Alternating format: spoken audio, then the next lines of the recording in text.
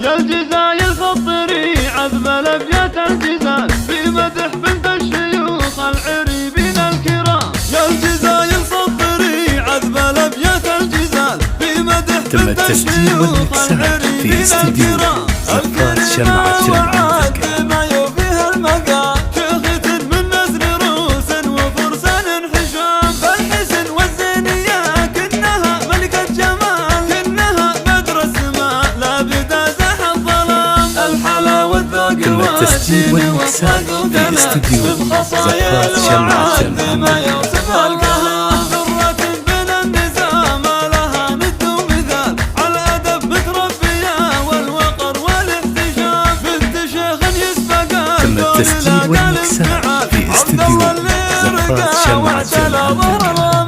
راعي الفزعة صام للبساحة النزال بايع صيته ما بين القبايل والأنام. من القاعد هلا طيب وزحل الرجال أهل عز وأهل طالة وأهل السيف الحسام. والسيخ للهدايا مقام بالعلان المراجل مكسب ولا المراجل هو حزام. هذا مشعل المظفر بالافعال الجزاء بالكرم والجود والمكساج في استديو زفات شمعة الأمل. كاملة الخصال نعم والله في خوالها وأعمامها الكرام. يا الجزايل صدري عذب الأبيات الجزال في مدح بنت الشيوخ العريبين الكرام. في استديو زفات شمعة الأمل. شيخة من نسل روس وفرسان حشام. فالحسن والزينية كنها ملكة جمال كنها بدر السماء لا بدا زاح الظلام. الحلا والذوق والدين واخلاق ودلال والخصايا في استديو